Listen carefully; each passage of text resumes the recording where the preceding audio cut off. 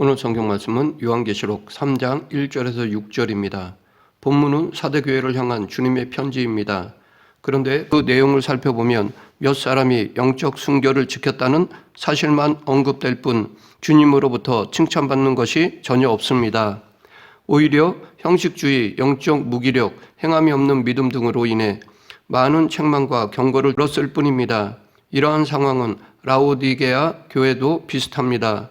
그러나 비슷한 시기에 설립되고 동일하게 주님의 메시지를 받은 서머나 교회와 빌라델비아 교회는 사대 교회나 라오디게아 교회와는 정반대로 칭찬만 들었습니다. 그런가 하면 에베소, 버가모, 두아디라 교회는 칭찬과 책망을 동시에 들었습니다. 이 사실로 보아 우리는 교회에 대한 주님의 평가는 다르다는 것을 알 수 있습니다. 모든 교회를 획일적으로 보시는 것이 아니라는 것을 알 수 있습니다. 잘했다 칭찬을 듣는 교회가 있는가 하면 정반대로 못했다고 책망 듣는 교회도 있습니다. 이렇게 차이가 생긴 것은 그들이 살고 있는 지역의 상황이나 여건이 다르다거나 그들이 받은 복음의 질이 달랐기 때문이 아니었습니다. 그것은 단 하나, 그들이 받은 동일한 하나님의 말씀에 순종하는 정도가 각각 달랐기 때문입니다. 이것은 개인에게도 마찬가지입니다. 예수님은 요한계시록 22장 12절에서 보라 내가 속히 오리니 내가 줄 상이 내게 있어 각 사람에게 그의 일한 대로 갚아주리라 라고 하셨습니다. 이 시간 사대교회의 책망을 통해 지금 우리들에게 필요한 교훈을 알아보겠습니다. 1절에서 예수님은 1장 13절부터 20절에 언급된 자신에 대한 여러 칭호들 가운데 하나님의 일곱 영과 일곱 뼈를 가지니라는 칭호로 사대교회에 편지를 전하고 계십니다. 이렇게 당신을 소개하는 이유는 첫 번째는 그 당시 무기력하고 부패한 사대교회를 책망하고자 함입니다. 두 번째는 소수에 충성된 사람들을 보존하시고 격려하시기 위함입니다. 그래서 주님은 당신의 존재를 계시하시고 동시에 당신의 영과 사자를 보내셨던 것입니다. 주님은 오늘을 살아가는 우리에게도 동일하게 일곱 영과 일곱 뼈를 가지신 분으로도 오십니다.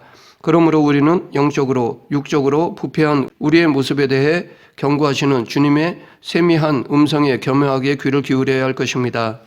계속해서 내가 내 행위를 아노니라고 말씀하셨는데 여기서 알다에 해당하는 원어 오이다는 인간의 속마음까지도 꿰뚫어 아시는 신적 통찰력을 의미합니다. 예수님은 전지하신 분이십니다. 그러하기에 겉으로 드러난 우리의 행위뿐 아니라 우리의 마음의 생각까지도 다 아십니다. 그래서 예수님은 우리에게 말씀을 주실 때에도 그 처지와 형편에 맞게 주십니다. 소아시아 일곱 교회를 향하여 말씀하신 것을 보면 주님께서 그들의 처지와 형편을 정확히 하시고 그에 따라 필요한 말씀을 주셨다는 것을 알 수 있습니다. 1절 하반절을 보면 사대교회를 향한 주님의 책망이 나오는데 그것은 내가 살았다 하는 이름을 가졌으나 죽은 자로다 입니다.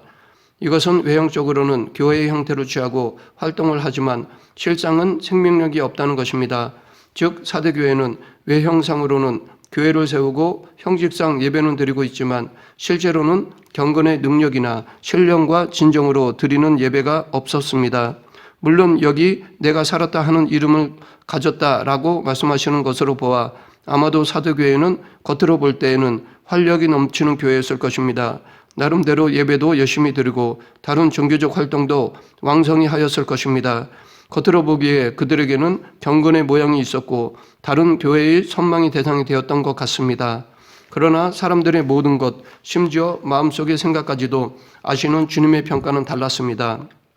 주님은 그들이 죽었다라고 하셨는데 이것은 영적 죽음을 의미합니다.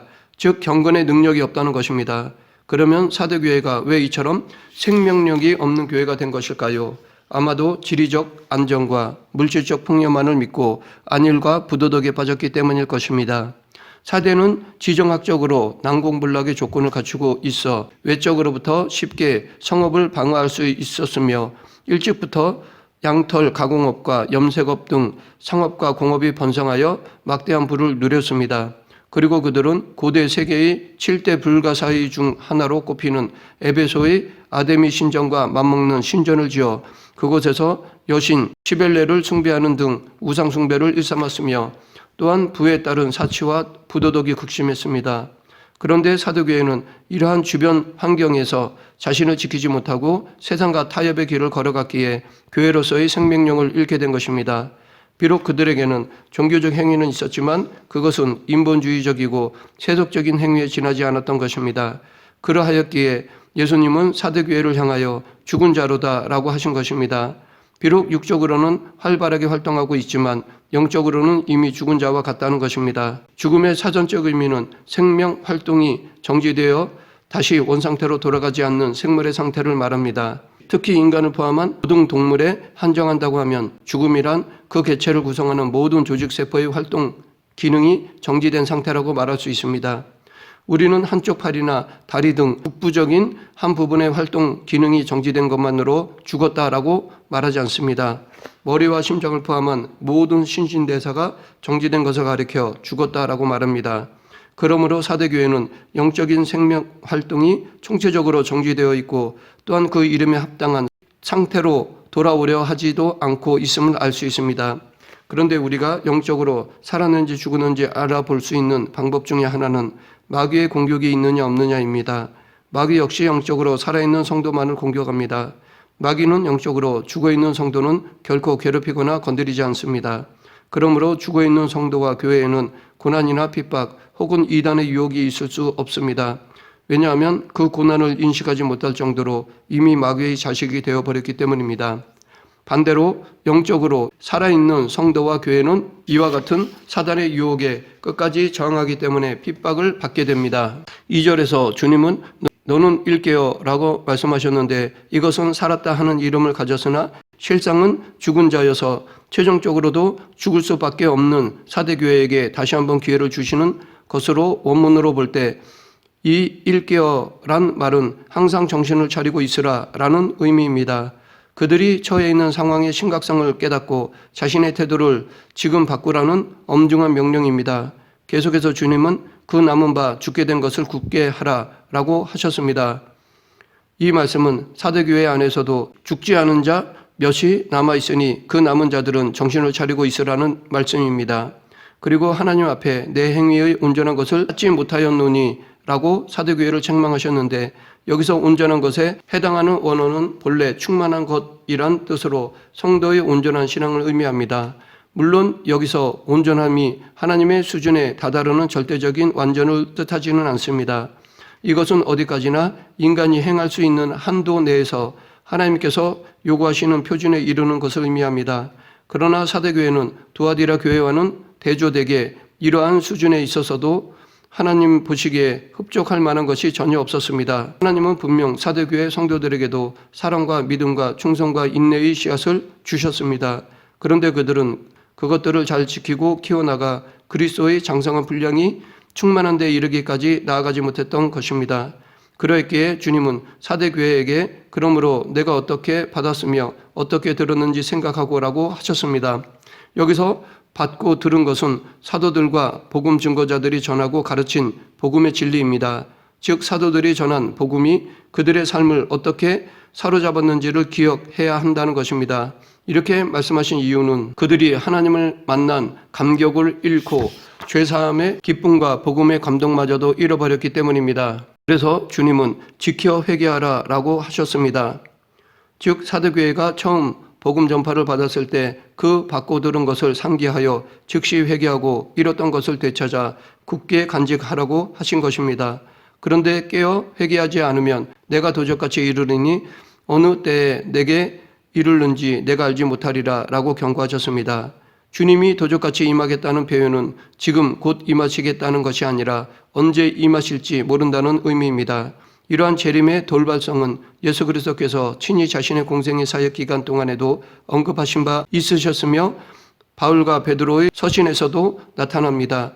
요한계시록 16장 15절에서 이 사상이 점진적으로 반복되고 있는데 거기서는 보라 내가 도적같이 오리니 누구든지 깨어 자기 옷을 지켜 벌거벗고 다니지 아니하며 자기의 부끄러움을 보이지 아니하는 자가 복이 있도다 라고 하셨습니다.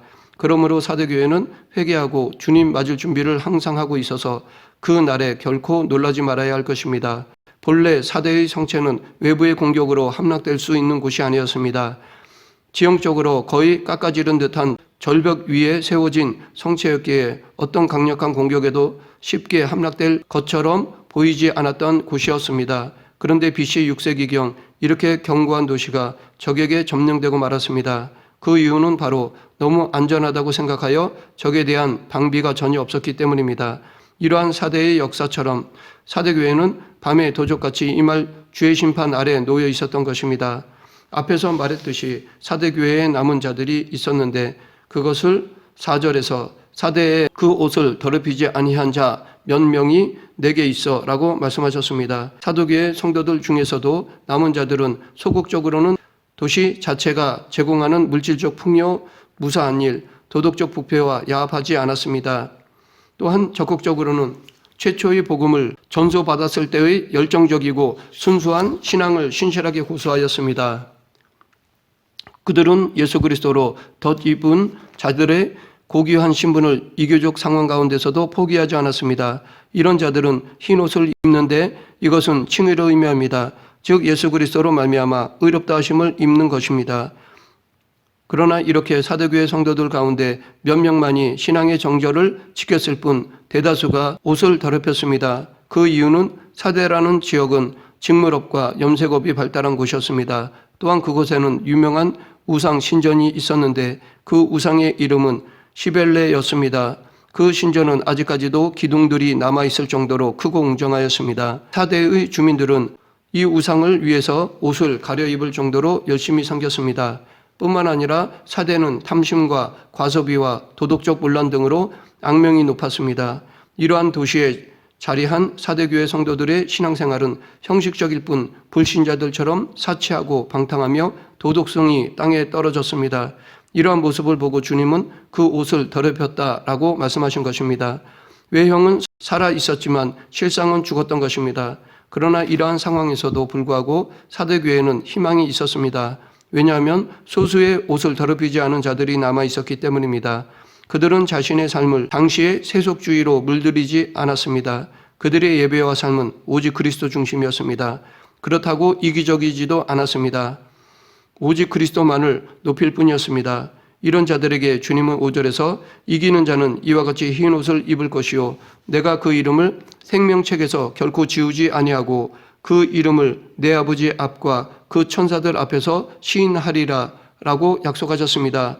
여기서 세 가지를 약속하셨는데 첫째, 이기는 자에게 흰 옷을 주실 것입니다. 흰 옷은 정결과 승리를 상징합니다. 마지막 날 주님 앞에 설 때는 이와 같은 흰 옷이 필요합니다. 사대 사람들이 좋아하던 죄로 물든 울긋불긋하고 화려한 옷이 아니라 죄와는 전혀 상관없는 순수하고 정결하고 영광스러운 흰 옷이 필요한 것입니다. 그런데 이 흰 옷은 세상 어느 곳에서도 구할 수 없습니다. 오직 주님만이 주실 수 있습니다. 둘째, 이기는 자는 생명책에 그 이름이 지워지지 않을 것입니다. 이 생명책에 대한 사상은 본래 고대 왕국에서 국왕의 관할 하에 있었던 시민들의 명부와 관련된 것인데 이것은 시민들이 죽거나 또는 범죄자가 될 경우 명부에서 이름을 삭제해버리는 풍습이었습니다. 출애굽기 32장 32절에서 모세가 이스라엘 백성들의 사죄를 위해 기도하면서 생명책에서 자신의 이름을 지워달라고 간청한 적이 있고 시편 69편 28절에서 시편 기자는 악한 자의 이름을 생명책에서 도말하게 해달라고 간청하기도 하였습니다. 구약시대의 생명책은 회복된 이스라엘의 시민됨을 의미했습니다. 그러던 것이 신약시대에 들어와서는 그리스도의 피의 공로로 말미암아 의롭다 칭함을 받아 장차 새하늘과 새 땅에 들어갈 수 있는 하나님의 자녀들의 이름이 기록된 책이라는 개념으로 확장되었습니다.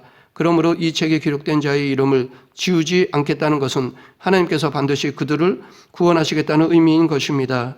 셋째, 이기는 자는 하나님의 앞과 천사들 앞에서 그리스도의 인정을 받게 됩니다.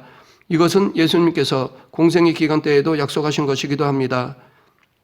누구든지 사람 앞에서 나를 시인하면 나도 하늘에 계신 내 아버지 앞에서 저를 시인할 것이요 누구든지 사람 앞에서 나를 부인하면 나도 하늘에 계신 내 아버지 앞에서 저를 부인하리라 라는 말씀과 누구든지 사람 앞에서 나를 시인하면 인자도 하나님의 사자들 앞에서 저를 시인할 것이요.